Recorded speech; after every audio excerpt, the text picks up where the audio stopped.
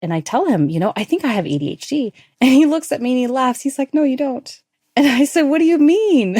And he said, 4 things that I'll never forget. You're an Ivy League graduate. You have a full-time job. You have loving family and friends. And you are very charming. So I asked him, do you happen to have the DSM-5 manual? He said, yes. He said, well, why don't you take it down and let's go through it together.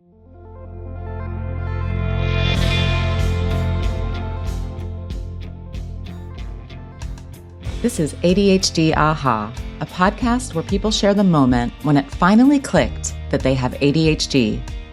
My name is Laura Key.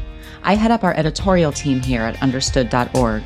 And as someone who's had my own ADHD Aha moment, I'll be your host.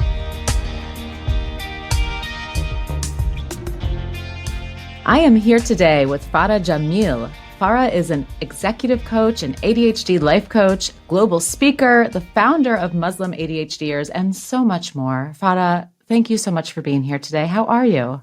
I'm well, thank you. And I'm so excited to be here with you, Laura. I've been looking forward to this conversation, Farah. Me too. So where should we begin? Let's start with the diagnosis. When were you diagnosed with ADHD? Oh, it was just a few years ago. So I was diagnosed as an adult. It was such a surprise, but it also made sense after getting that diagnosis. Tell me. Well, initially, I had been seeing a psychologist for time management issues because the things that used to work before were no longer working. I used to be able to do things at the last minute and do them really well, especially in school. I could wait until the last minute to study or to do those assignments because I needed that in order to focus. If I had too much time, I would just not have that interest. I didn't know why, but it just worked for me. It wasn't working anymore. It just was getting a little harder to do that. And I didn't want to do it that way either. I didn't want to have that stress in order to get things done. So I went to a psychologist and we started working on things to help with time management, but it just didn't seem to be helping. And I couldn't figure out what was going on. And I was one day watching TV and there was a program on where Lisa Ling, a journalist, a US journalist, was interviewing a physician scientist who was talking about ADHD. And he was describing the symptoms of ADHD. And Lisa says, hey, that sounds like me. And I'm yelling at the TV, that sounds like me too. And so he assesses her, very high level assessment. And as Lisa's answering the questions, I'm also answering the questions. And I was like, oh, I need to talk to my psychologist about this. So luckily I had an appointment with him. I tell him, I think I have ADHD. And he looks at me and he laughs. He's, no, you don't. And I said, what do you mean? And he said, 4 things that I'll never forget. You're an Ivy League graduate. You have a full-time job. You have loving family and friends. And you are very charming. So I said, what do any of those things have to do with whether I have ADHD or not? Because to him... Yeah, I'm confused, but we'll go back to all of these. Keep going. Yes. Sure. So I asked him, do you happen to have the DSM-5 manual? The Diagnostic and Statistical Manual for Mental Disorders. He said, yes. He said, well, why don't you take it down and let's go through it together. Under ADHD. Let's see what it says. You're like, hold on, I'm taking charge. Okay. Yeah, let's just, because, I was getting a little exasperated by this point. I'm like, for the love of, come on. Don't just dismiss it. Let's talk about this. So we went through it and he said, oh my goodness, you have ADHD. I'm like, yeah, I know. And after I got further testing, it's determined that I have ADHD combined. Combined type. Okay. Right, combined type. So both inattentive and hyperactive. And impulsive. Yeah, that's right. Impulsive, yeah. Got the trifecta. Did it give you any pause that you were kind of doing the schooling in this case? As I've reflected on this and other parts of my life, I've come to realize that this is not the first time I've had to take charge when someone would say to me, oh, no, that's not right. Or, no, you can't do that. Or, oh, no one's ever done it that way before. And maybe that's the innovative part of my ADHD. So on one hand, it was a bit surprising because here I am speaking with a professional. But on the other hand, it wasn't surprising because I was starting to reflect on other times in my life where I have done things in a different way, in a probably non-neurotypical way. And credit to the psychologist where he said, I'm really sorry, but I'm not trained in ADHD. I can't help you. So I really appreciated him saying that. And I hope it was a lesson for him to not be so dismissive the next time a client or a patient does that, right? Let's go through the 4 things. Sure. And let's debunk for our listeners and for ourselves, and let's talk a little bit about them. Ivy League.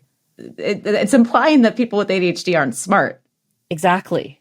That's exactly what he thought. He's like, no, you're an Ivy League graduate. You can't have ADHD. It's like one has nothing to do with the other. Exactly. ADHD has nothing to do with intelligence. Yes. Okay. That's correct. All right. So that's the second one was having a full-time job. I have a full-time job. Yes. I have 2 full-time jobs, actually, if you think about it, but we'll save that for another day. Now, of course, there may be those who have ADHD who struggle with employment, but there are also neurotypicals who struggle with employment.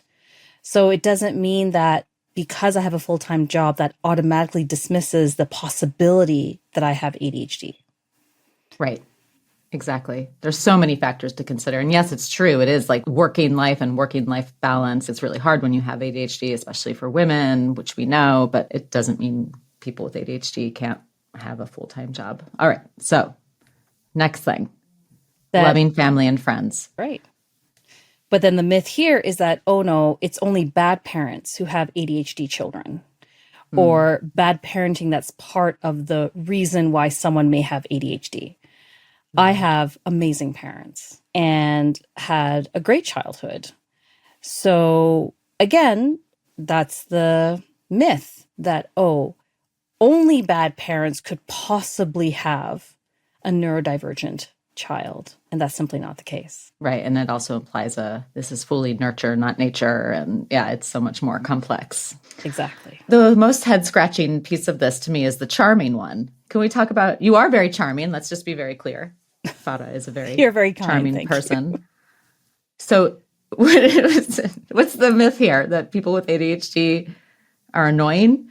Or well, could be. I think the myth here is that, someone who is neurodivergent or has ADHD, maybe they're socially awkward, maybe they're rude, maybe they are not able to socialize very well compared to perhaps someone who's neurotypical.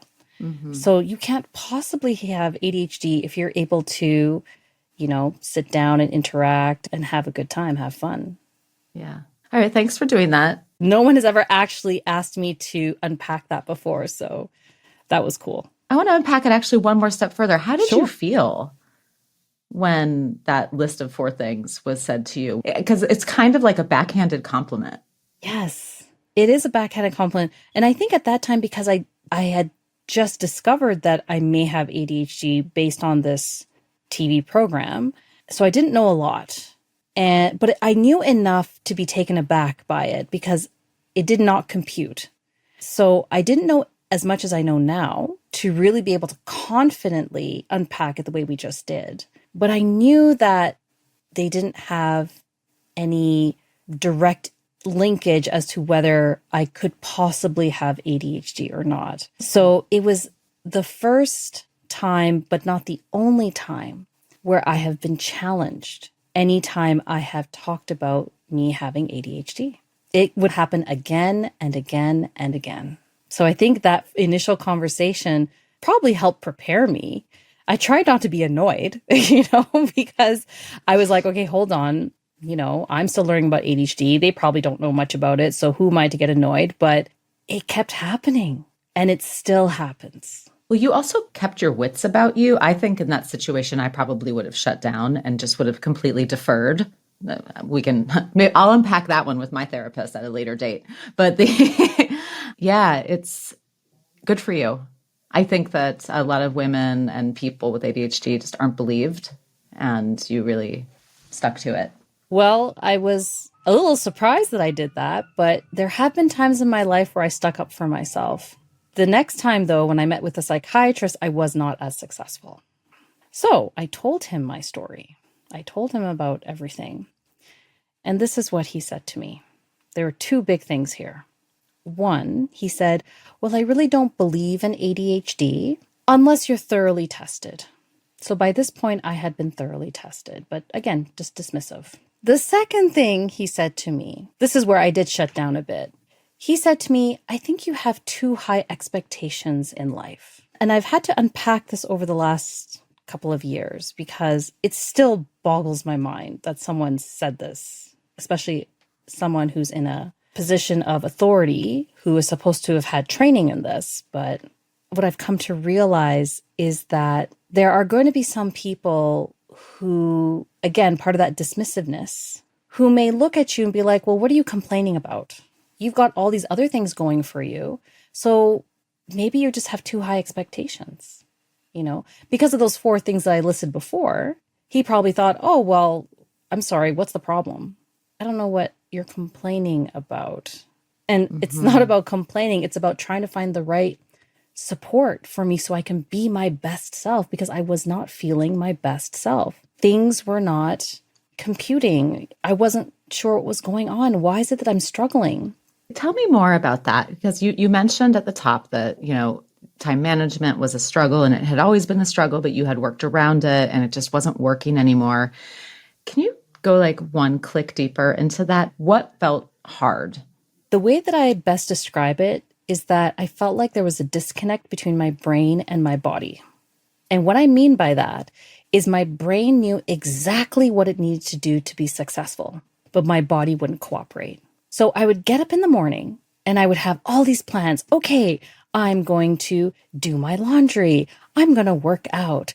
I'm going to see if I can meet up with some friends because I haven't seen them in so long, or I kept canceling on them all the time because I was too tired. So, hey, I'm going to meet up with them and be spontaneous. And I'm going to do some grocery shopping. Like, I would have in the morning all these great plans that I thought was quite doable, to be honest with you. And then let's just say it's 9 o'clock. It's 9 o'clock. Okay, so I'm going to get out of bed and I'm going to get ready in the morning and I'm going to eat my breakfast. And let me just watch some TV because I need to get my brain going. I'm like, I want to do all these things, but I'm not quite ready yet mentally. So let me just sit down here for a bit. And while I'm eating my breakfast, I'm just going to watch some TV because that's how I relax, because my brain is always on. So I need to relax. And I'll watch TV and then I'll watch a show. I'm not ready yet. Let me watch another show. Oh, look at that. It's almost 12 o'clock. Well, it's lunchtime now, so I might as well eat lunch. There's no point in me doing anything until I eat lunch. So I'm going to eat lunch. Oh, darn. I should have worked out before having my lunch, but it's too late now. But it's okay. I can do my workout later. And I should do my laundry right now, but I'm not quite ready yet. Let me just watch another show. Now it's 3 o'clock. Oh, well, I guess my food has digested enough for me to do a workout. I don't know. It's only 3 o'clock. I still have plenty of time. Maybe I'll just wait a little bit longer. It's okay, And this will go on for the entire day until suddenly it's 10, 11 o'clock at night and I'm in the same place and I've done none of the things. And this kept happening. Wow. That was a really good description. Well, thanks. Yeah.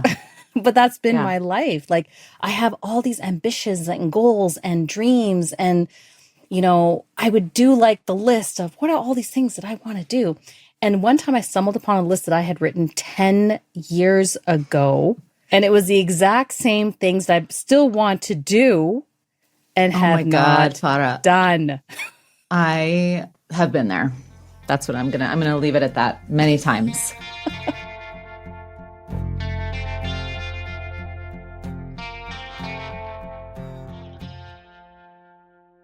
Can we talk about social skills?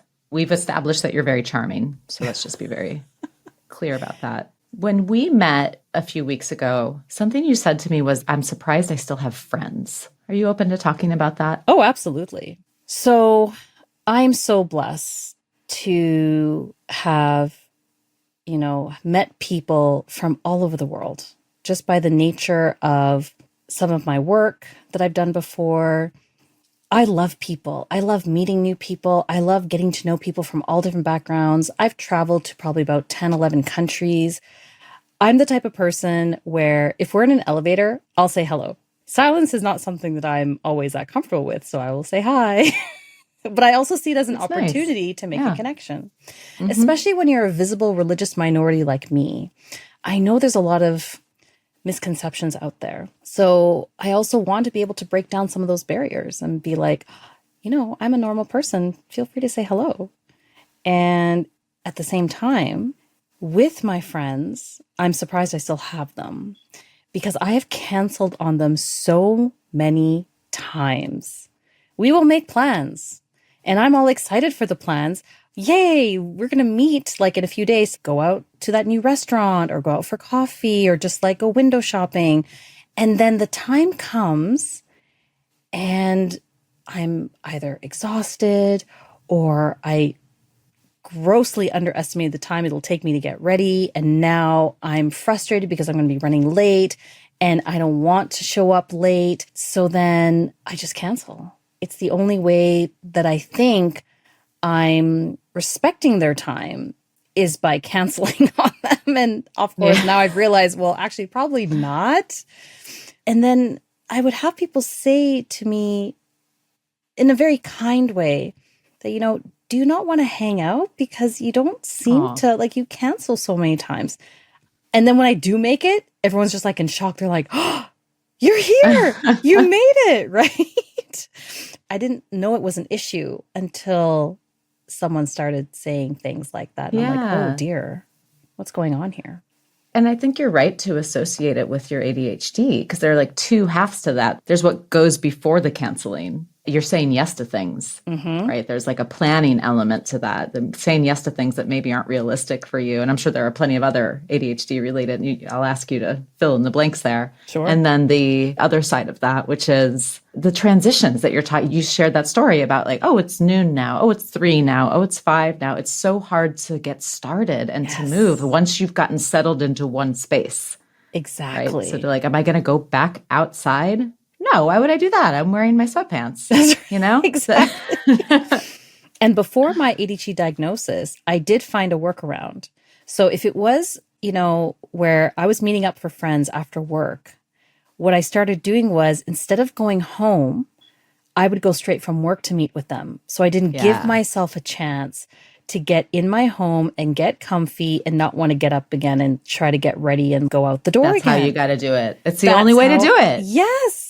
Yeah, I'm not like 18 anymore. I'm not like, I don't know, what kind of energy do you think I have? I just got to go straight there. Got to go straight there. And that's when it was more successful. But what I didn't know is because I didn't know I had ADHD at the time, that was a workaround I found. I found the structure and support that I needed in order to do the things I wanted to do. Do you feel like you've gotten better at not saying yes to things that you think you may end up canceling later? So I call myself a recovering people pleaser for that very reason. I still have to catch myself because, my brain is novelty seeking. I love doing new things and I get bored easily. So when something comes up and it sounds exciting, I'm like, oh, yes, I want to do that. But now I'm better at taking a pause and saying, hold on, let me check my calendar. Let me see if I can logistically do this. And oh, by the way, do I want to do this for the right reasons? Or am I just wanting to like please someone? So as a recovering people pleaser, it has become much easier for me to do a bit of a triage before I say the yes. Can I confess something to you? Please. I just canceled on something for tonight like 10 minutes ago. I was supposed to go to I'm right there with you. someone else's work-related party, and I had said yes a few weeks ago, and I blamed it on my kids. There you go. But see, a few weeks ago, it was a great idea, right? It's like, oh, It was yes. the best idea. I was looking forward to it. Mm-hmm. And today I was like, it's really hot out. I should probably just go home.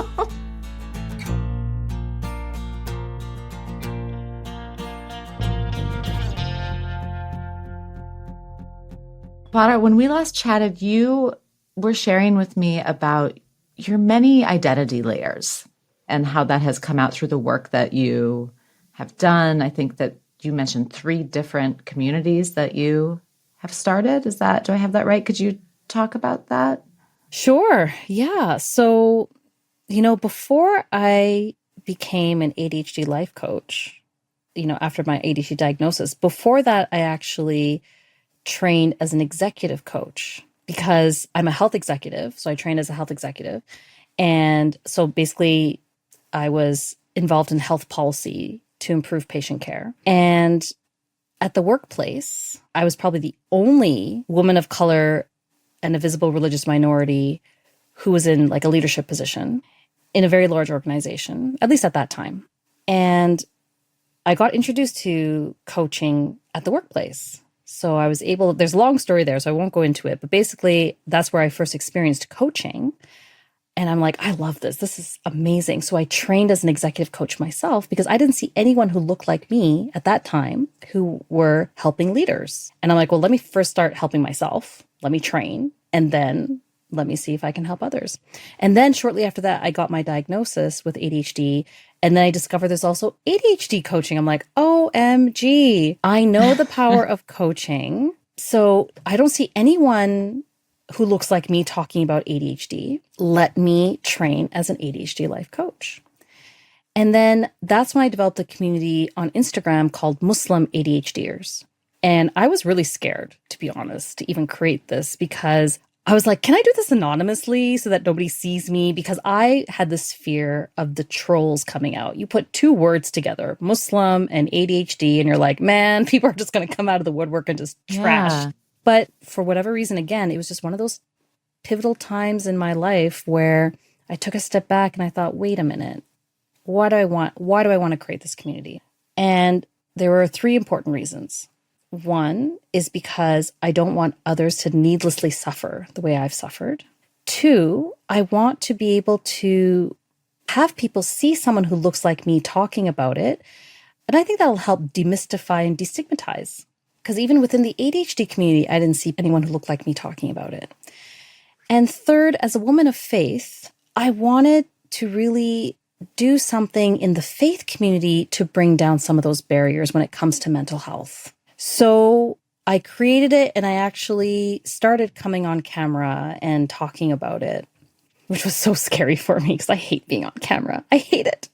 But I did it and started talking about it. So I created that community. And then I realized that my passion is to talk about the intersectionality between ADHD, productivity, especially as a working professional, and in life, productivity in the home, health and wellness, and faith. And with that faith lens, I realized it wasn't just Muslims who were wanting to talk about their ADHD, but also people from other faith groups, Christians, Jewish, Catholic, all these people who I started meeting. And I would ask them, how has your faith or spirituality supported your ADHD? And they're like, that's a great question. I want to know the answers that people have provided on that front. Would you share some? I would love to. So let me start with myself. So as a Muslim, and you know, everyone has a different way of practicing. Like everyone is on different faith and spiritual journeys. So please know that this is my experience only. I do not represent all 2 billion Muslims in the world. Okay. So this is just my journey here. But, you know, part of the framework of my faith is doing 5 daily prayers. Now, there's ADHD research that shows the power of meditation and prayer to help with our busy brains. I have a hard time with meditating. I'll tell you that right now, because I'm just like, my brain is just boom, boom, boom, boom, boom, right? So yeah, personally, really, really hard for me. Yeah, it takes a lot for me to like really be able to be quiet. But within my own faith, there are 5 daily prayers. Each prayer is like 10 minutes, okay? It's not even that long, like 10, 15 minutes. But it's those pivotal times in the day, 5 times during the day. You have 1 prayer before sunrise. You've got 1 prayer around lunchtime. The 3rd prayer is around mid-afternoon. The 4th prayer is just after sunset. And the 5th prayer is before you go to bed. So you've got them like spread out. And it's there to give you time away from your busy life. So it's like, you know, whether you're a working professional, whether you are busy with family, with friends, but it's me time. It's between you and your Lord, where you have that quality time to really just kind of get away from that chaos. And about how long is each prayer? About 10 minutes. If I can watch 12 hours of TV in one day, I can do 5 prayers that, let's just say, take in total less than an hour for the minimum stuff. So as I was looking more at my faith, I suddenly realized something, that my faith is neurodivergent friendly. And people are like, what are you talking about? And so, yeah, say more, please. So let me just give this one aspect of prayer. So we've got the prayer that's 5 times a day. But what's really great about it is that each prayer, you've got like a block of time to do it. So let's say on average, you've got like a time period of about 2 to 3 hours in order to do each prayer. Let's just say, like on average, depending on where you live in the world. And so here I see that we've got some structure, but flexibility built in. So as an ADHDer, I don't like too much structure, but I need a little bit of structure in order to be my best. So this is an example of where my 5 daily prayers actually helps support my ADHD because it gives me a little bit of structure, but with built-in flexibility. I don't feel like I'm trapped or that I feel like I'm being told what to do and I just start rebelling. It's like working out in the gym. Let's say if someone wants to work out in the gym 4 times a week. So you got that built-in structure a little bit. And maybe you're like kind of grumbling like, oh, do I have to like go to the gym? But then once you get there and you start doing the thing, you feel so good. It's the same thing with prayer. It's like, oh, okay, I know I have to do my prayer and I know I'll feel good afterwards, but it's like getting there is like, ugh. But then once you do, you're like, oh my goodness, I'm so glad I did this. I needed this break. So that's why I say that for me, I say that Islam is neurodivergent friendly, but I think when I've spoken to others from different faith traditions. Yeah, that's what I was going to ask you. Yes, yeah. They also talked about how prayer has helped them in their ADHD. And even if you're not religious, even if you are spiritual, my friends who have ADHD and who are spiritual have said that, yes, they really appreciate that they are able to do a form of meditation to help calm their systems down or be able to have that as part of their framework when it comes to supporting their ADHD. So that's why I developed Interfaith ADHDers on Instagram, because I wanted to bring this community together to be like, let's talk about faith and spirituality and how that supports us. That's so cool, Farah. Thanks. And then executive ADHDers is another one. That is right. Right? Yeah, that's right. Because that's also part of who I am. Like, I trained as a health executive. I've been in leadership positions throughout my career, but also in the nonprofit world. So I've sat on several nonprofit boards in Canada and the US as president, vice president, and director. And I could see that there were others who were like me, who are in leadership positions, who have ADHD, but who don't feel safe to talk about that, because it could impact our ability to get promotions, because people may feel or think, oh, well, they have ADHD. Maybe they're not ready for the next step in the promotion ladder, which is simply not true. But we want to make sure that we're supporting ourselves. So I also created executive ADHDers because I wanted us as leaders to be able to talk about what can we do to support ourselves in the workplace so that we can be our best leader selves. Is there any kind of like piece of advice that you feel like someone gave to you related to ADHD, or that you've kind of come up with on your own or heard from the community that you want to kind of impart to the ADHD Aha listeners? What I say quite a lot to my clients, self-awareness leads to self-empowerment, which leads to self-advocacy. And I say that often because it doesn't matter if you're neurotypical or neurodivergent. The better you get to know yourself, the better you're able to articulate what you need to be your best self. So don't be afraid to get to know yourself through that self-awareness so that you can empower yourself. That'll help you advocate for yourself and probably help advocate for others around you too. Oh my gosh, I never thought about that. Yeah, when people have said to me, well, why can't you just be on time? Just do it. Just like get there on time. Right, I'm like, just focus. Oh, gee, thanks. Why didn't I think of that? Yeah, just don't worry. It's just fine. Just do it. Yeah. So with all due respect to Nike, that does not help the ADHDer. Then I heard a saying from a Muslim scholar by the name of Sheikh bin Baya. And he said, make the sincere intention and then do the work. So I'm like, okay, that's getting a little bit closer. It's like, okay, make that intention, know what you want to do, and then put in the work. I'm like, okay, that's good.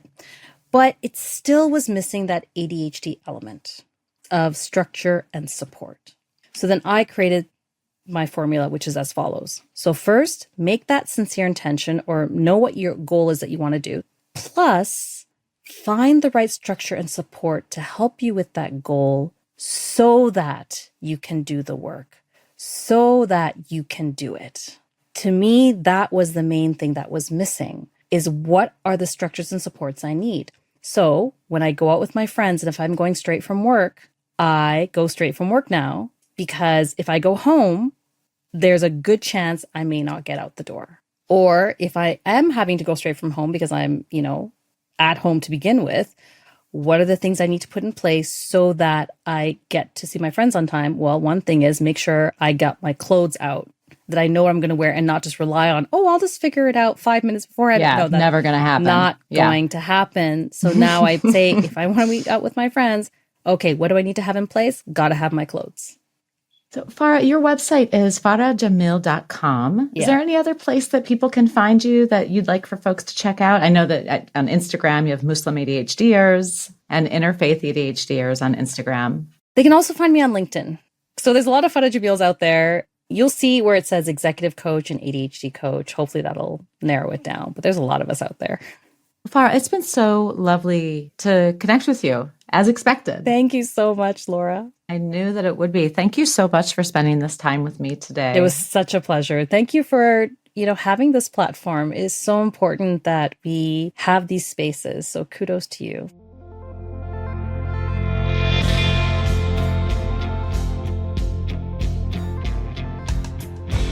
Thanks for listening. As always, if you want to share your own aha moment, email us at adhdaha@understood.org.